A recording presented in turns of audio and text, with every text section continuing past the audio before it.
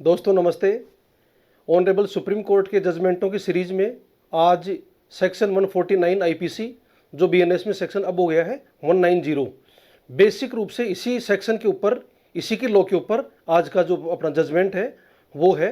तो इस जजमेंट को समझने के लिए सबसे पहले चलते अपने इसके फैक्ट्स के ऊपर कि इसके सेक्शन हैं। दोस्तों इस केस में क्या हुआ था कि 5 अभियुक्त थे, 5 लोग थे जो एक बस से उतरते हैं और उन्होंने एक अनलॉफुल असेंबली वहां पर बनाई और एक जो मृतक था उसके ऊपर इनमें से एक व्यक्ति गोली चलाता है 5 में से। तो मृतक जो था ये वहां से गोली से घायल हो गया और वहां से भागता है और एक पास में घर था, उस घर में जाकर ये अंदर छिप जाता है। ये 5 लोग इसके पीछे पीछे भागते हैं और एक व्यक्ति इन 5 में से उसको अंदर से घर के अंदर जाके खींच के बाहर ले आता है और उसके गोली मार देता है और वह व्यक्ति वहीं पर ऑन स्पॉट उसकी डेथ हो जाती है। इस केस का ट्रायल चलता है। ट्रायल के अंदर ये जो अभियुक्त गण थे इनमें सबसे बड़ा इनका जो आर्गुमेंट था इनका वो ये था कि इस पूरे केस का एकमात्र इंडिपेंडेंट विटनेस था। वो कौन था? उस मकान का मालिक जिसके अंदर यह मृतक व्यक्ति घुसा था।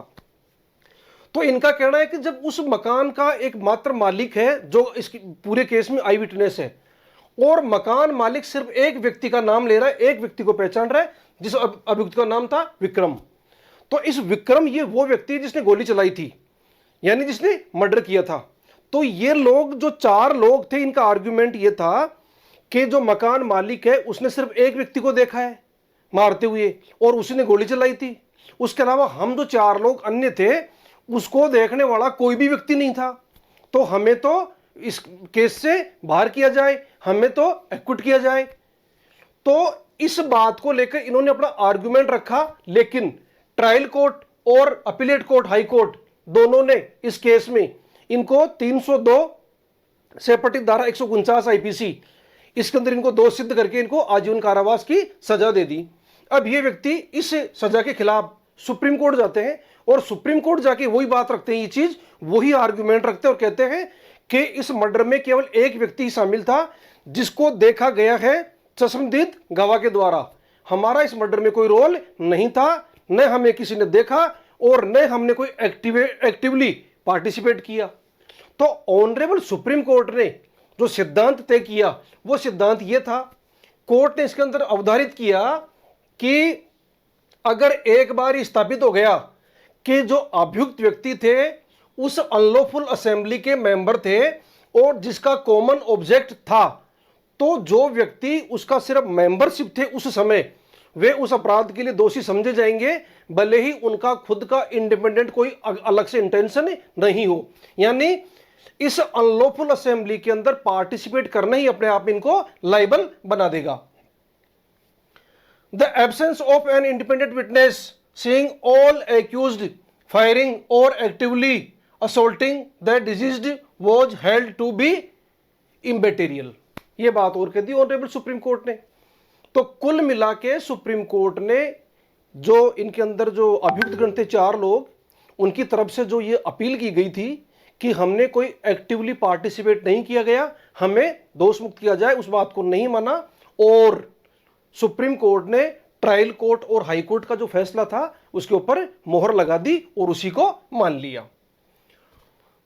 दोस्तों सुप्रीम कोर्ट ने ऐसा क्यों कहा? ऐसा इसलिए कहा कि सेक्शन जो 149 है आईपीसी का वो क्या कहता है?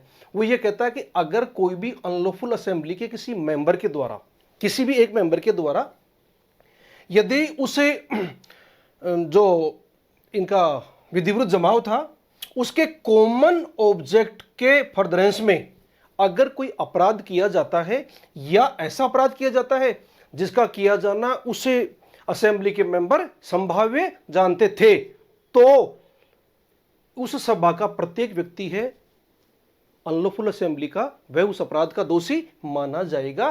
यह प्रिंसिपल है सेक्शन 149 आईपीसी का। इसी प्रिंसिपल के बेस पर ऑनरेबल सुप्रीम कोर्ट ने यह जजमेंट दिया है। और जजमेंट का सार क्या था कि अगर सामान्य उद्देश्य के साथ अवैध जमाव में मात्र उपस्थिति थी, केवल ओनली प्रेजेंस, किसमें? अनलॉफुल असेंबली में, उसका ऑब्जेक्ट जानते हुए, तो वह उस कृत्य के लिए दोषी होगा।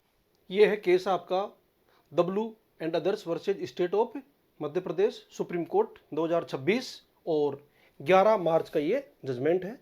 तो दोस्तों, ये था आज का सेक्शन 149 कॉमन ऑब्जेक्ट के बारे में सुप्रीम कोर्ट का एक बहुत ही महत्वपूर्ण प्रिंसिपल जो अवधारित किया गया है वो। और इस सीरीज में आने वाले समय में आगे अपन सुप्रीम कोर्ट के और ऑनरेबल हाई कोर्ट्स के महत्वपूर्ण जजमेंट्स आपके सामने प्रस्तुत करते रहेंगे। नमस्ते दोस्तों।